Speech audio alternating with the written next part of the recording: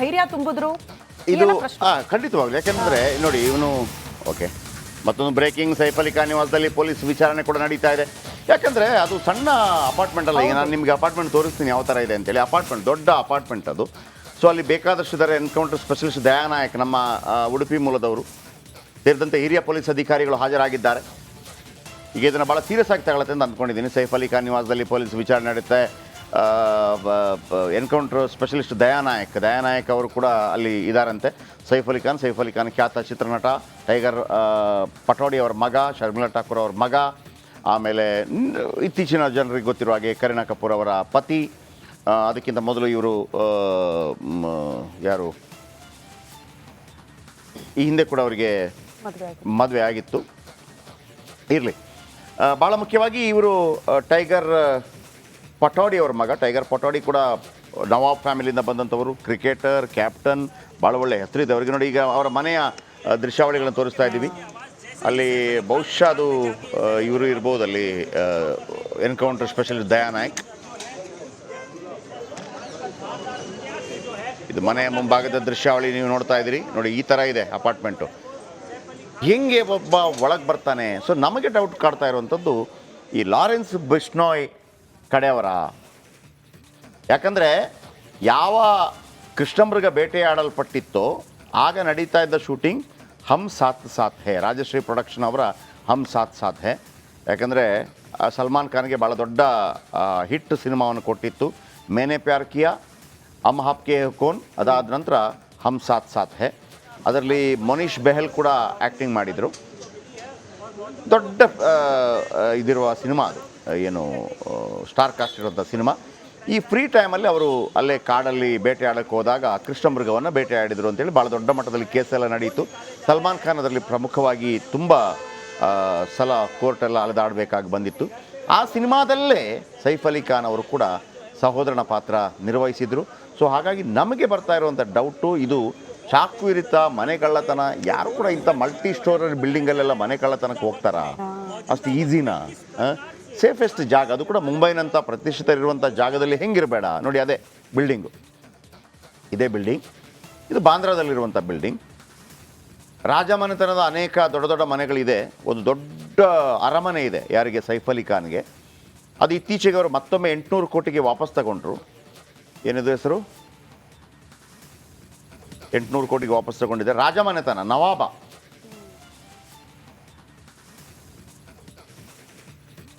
ನೋಡಿ, ಇದು ಮನೆ ನೀವು ನೋಡ್ತಾ ಇದ್ದೀರಿ. ಆಮೇಲೆ ಸ್ವಲ್ಪ ಏನು ಒಟ್ಟು 6 ಗಾಯಗಳಾಗಿದೆಯಂತೆ. 6 ಕಡೆ ಗಾಯಗಳಾಗಿದೆ. ಅವುಗಳಲ್ಲಿ ಸ್ವಲ್ಪ ಓಡಿಸಿದ್ದು 6 ಗಾಯಗಳಾಗಿದೆ. ಅವುಗಳಲ್ಲಿ 2 ಅಂದರೆ ಡೀಪ್ ಗಾಯ. ಸರ್ಜರಿಯಾದ ಬಳಿಕವಷ್ಟೇ ಅದೆಷ್ಟು ಗಂಭೀರವಾದ ಗಾಯ ಅಂತ ಹೇಳೋದಕ್ಕೆ ಸಾಧ್ಯ ಅಂತ ವೈದ್ಯರು ಹೇಳಿದ್ದಾರೆ. ಬೆಳಗ್ಗೆ 5:30ಕ್ಕೆ ಸರ್ಜರಿ ಶುರುವಾಗಿದೆ ಅಂತ ಡಾಕ್ಟರ್ ಹೇಳಿದ್ದಾರೆ. ಒಂದು ಕಡೆ ಭಾಳ ಸ್ವಲ್ಪ ಡೇಂಜರ್ ಇರ್ಬೋದು ಅಂತಲೂ ಬಾಂದ್ರಾ ಪೊಲೀಸರ ಜೊತೆಗೆ ಮುಂಬೈ ಕ್ರೈಮ್ ಬ್ರಾಂಚ್ನಿಂದಲೂ ತನಿಖೆ ಆಗ್ತಾ ಇದೆ. ನಟೇಶ್ ಹೆಚ್ಚಿನ ಮಾಹಿತಿ ಕೊಡ್ತಾರೆ. ಎಸ್ ನಟೇಶ್, ಲೇಟೆಸ್ಟ್ ಅಪ್ಡೇಟ್ ಏನು ಇದರ ಬಗ್ಗೆ?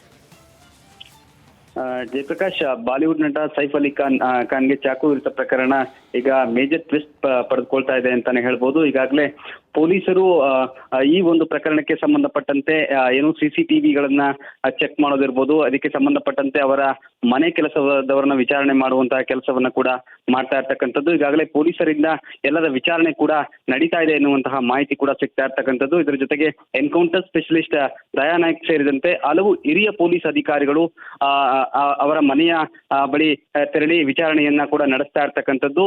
ಯಾಕಂದ್ರೆ ಪ್ರಮುಖವಾಗಿ ಈ ಒಂದು ಪ್ರಕರಣ ಏನಿದೆ, ಈ ಒಂದು ಪ್ರಕರಣವನ್ನ ಮುಂಬೈ ಪೊಲೀಸರು ಬಹಳ ಗಂಭೀರವಾಗಿ ತೆಗೆದುಕೊಳ್ಳುವಂತಹ ಸಾಧ್ಯತೆಗಳು ಕೂಡ ಇರ್ತಕ್ಕಂಥದ್ದು. ಯಾಕಂದ್ರೆ ಪ್ರಮುಖವಾಗಿ ಹಿಂದೆ ಸಲ್ಮಾನ್ ಖಾನ್ ರವರ ಮೇಲೆ ಬೆದರಿಕೆ ಕರೆ ಬಂದಿತ್ತು. ಆ ಬೆದರಿಕೆ ಕರೆಯಲ್ಲಿ ಅವರ ಮೇಲೆ ಫೈರ್ ಆಗುವಂತಹ ಎಲ್ಲಾ ಸಾಧ್ಯತೆಗಳು ಕೂಡ ಇತ್ತು. ಹಾಗಾಗಿ ಏನು ಬಾಲಿವುಡ್ ನಟರ ಮೇಲೆ ಸಾಕಷ್ಟು ಬೆದರಿಕೆ ಕರೆಗಳಿರ್ಬೋದು, ಅವರ ಮೇಲೆ ಫೈರ್ ಆಗಿರ್ಬೋದು, ಈ ಎಲ್ಲಾ ವಿಚಾರಕ್ಕೆ ಸಂಬಂಧಪಟ್ಟಂತೆ ಇದು ಕೂಡ ಒಂದು ಮೇಜರ್ ಆಗಬಹುದು. ಹಾಗಾಗಿ ಈ ಒಂದು ಪ್ರಕರಣವನ್ನ ಬಹಳ ಗಂಭೀರವಾಗಿ ತೆಗೆದುಕೊಳ್ಳೋದಕ್ಕೆ ಪೊಲೀಸ್ ಇಲಾಖೆ ಕೂಡ ಬಹಳಷ್ಟು ವಿಚಾರಣೆಗಳನ್ನ ಕೂಡ ನಡೆಸ್ತಾ ಇರ್ತಕ್ಕಂಥದ್ದು.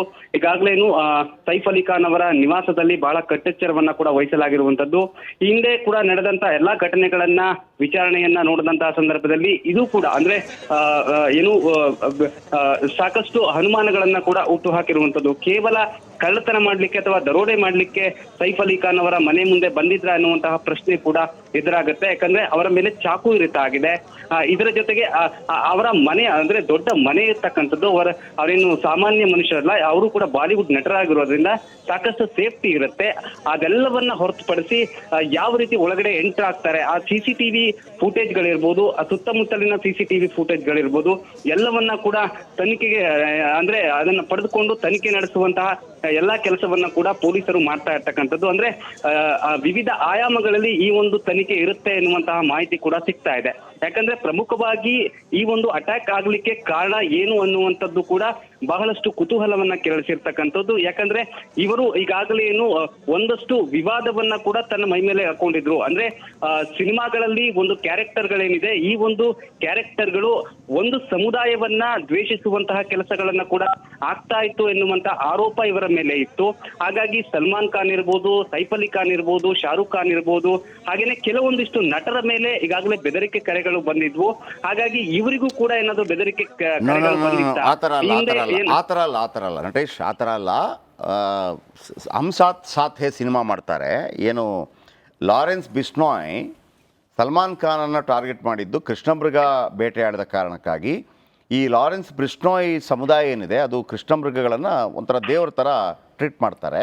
ಸೊ ಅದನ್ನು ನಾವು ರಿವೆಂಜ್ ಮಾಡೇ ಮಾಡ್ತೀವಿ ಅಂತೇಳಿ. ನಮಗೆ ಬರ್ತಾ ಇರುವಂಥ ಡೌಟ್ ಏನಪ್ಪ ಅಂತಂದರೆ, ಆ ಕೃಷ್ಣಮೃಗ ಬೇಟೆಯಾಡಿದ್ದು ಒಂದು ಸಿನಿಮಾ ಬಂದಿತ್ತು, ಹಮ್ ಸಾಥ್ ಸಾಥ್ ಹೇ ಅಂತೇಳಿ, ನಾವೆಲ್ಲರೂ ಒಂದೇ ಅನ್ನುವಂಥ ಕನ್ನಡದ ಅದರ ಅರ್ಥ. ಆ ಸಿನಿಮಾದಲ್ಲಿ ಸಲ್ಮಾನ್ ಖಾನ್ ಶೂಟಿಂಗ್ ಬ್ರೇಕ್ ಟೈಮಲ್ಲಿ ಬೇಟೆಯಾಡಿದ್ರು ಅಂತೇಳಿ, ಬೇಟೆಯಾಡ್ಲಿಕ್ಕೆ ಹೋದಾಗ ಇನ್ನೂ ಕೆಲವರು ಇದ್ದರು ಅಂತೇಳಿ ಒಂದು ಆರೋಪ ಇತ್ತು. ಆ ಸಿನಿಮಾದಲ್ಲಿ ಸೈಫ್ ಅಲಿ ಖಾನ್ ಕೂಡ ಇತ್ತು. ಸೊ ಹಾಗಾಗಿ ಅದುವೇನ ಇದು ಅದಕ್ಕೇನೆ ಮಾಡ್ತಾ ಇದ್ದಾರೆ. ಯಾಕಂದರೆ ಅದು ಭಾಳ ತೀವ್ರವಾಗಿ ಸಿದ್ದಿಕಿ ಅನ್ನುವಂಥ ಒಬ್ಬ ದೊಡ್ಡ NCPಯಲ್ಲಿದ್ದರು, ಆಮೇಲೆ ಬೇರೆ ಬೇರೆ ಪಾರ್ಟಿಗೆಲ್ಲ ಹೋದರು. ಅವರು NCPಯಲ್ಲಿದ್ದಂಥ ಸಿದ್ದಿಕಿ ಅವರನ್ನು ಮೊನ್ನೆ ಹತ್ಯೆ ಮಾಡಲಾಯಿತು. ಅವ್ರು ಎಷ್ಟು ಪವರ್ಫುಲ್ ಅಂತಂದರೆ ಸಿದ್ದಿಕಿ, ಸಲ್ಮಾನ್ ಖಾನ್ ಮತ್ತು ಶಾರುಖ್ ಖಾನ್ ಅವರ ನಡುವೆ ದೊಡ್ಡ ಕಂದಕ ಉಂಟಾಗಿತ್ತು. ಇಬ್ಬರು ಮಾತಾಡ್ತಾ ಇರಲಿಲ್ಲ, ಇಬ್ಬರಲ್ಲಿ ಭಾಳ ದ್ವೇಷ ಇತ್ತು. ಅವರಿಬ್ಬರನ್ನ ಈದ್ ಪಾರ್ಟಿಯಲ್ಲಿ ಇಬ್ಬರನ್ನ ಸೇರಿಸ್ತಾರೆ. ಸಾಧ್ಯವಾದರೆ ನಾನು ಆಮೇಲೆ ಹೊತ್ತಲ್ಲಿ ಆ ವಿಜುವಲ್ ತೋರಿಸ್ತೀನಿ ನಾನು ನಿಮಗೆ. ಸೊ ಹಾಗಾಗಿ ಅಷ್ಟು ಪವರ್ಫುಲ್ ಸಿದ್ದಿಕಿ. ಅವರ ಹತ್ಯೆ ಆಯಿತು. ಅವರ ಹತ್ಯೆ ಆದ ನಂತರ ಎಲ್ಲರೂ ಬೆಚ್ಚಿ ಬಿದ್ದುಬಿಟ್ರು, ಏನು ಹತ್ಯೆ ಆಗಿಬಿಡ್ತಲ್ಲ ಅಂತೇಳಿ. ಆಮೇಲೆ ಸಲ್ಮಾನ್ ಖಾನ್ಗೆ ಥ್ರೆಟ್ ಬಂತು. ಸಲ್ಮಾನ್ ಖಾನ್ಗೆ ಥ್ರೆಟ್ ಬಂದಾಗ ಅವರು ಒಂದು ವಿಶೇಷವಾದಂತಹ ಒಂದು ಕಾರನ್ನು ವಿದೇಶದಿಂದ ತರಿಸಿದ್ರು, ಬುಲೆಟ್ ಪ್ರೂಫ್ ಕಾರು. ಅದಾದ ನಂತರ ಅವ್ರದ್ದೊಂದು ಮನೆ ಇದೆ. ಅವರು ಈಗಲೂ ಕೂಡ ಅವ್ರ ತಂದೆ ತಾಯಿಗಳ ಜೊತೆ ವಾಸ ಮಾಡ್ತಾ ಇರುವಂಥದ್ದು. ಆ ಮನೆಗೆ ಬುಲೆಟ್ ಪ್ರೂಫ್ನ ಇದೆಲ್ಲ ಹಾಕಿದ್ದಾರೆ, ಏನು ಆಗದಂಗೆ. ಅವ್ರ ತಂದೆ ಕೂಡ ಭಾಳ ದೊಡ್ಡ ರೈಟ್ರು. ಶೋಲೆ, ದೀವಾರ್ ಈ ಸಿನಿಮಾ ಎಲ್ಲ ಬರೆದಂಥವ್ರು. ಹಾಗೆಯೇ ಪುನೀತ್ ರಾಜ್ಕುಮಾರ್ ಒಂದು 2 ತಿಂಗಳ ಬಾಲಕನಾಗಿ ಮಾಡಿದಂಥ ಒಂದು ಪಿಕ್ಚರ್ ಇದೆಯಲ್ಲ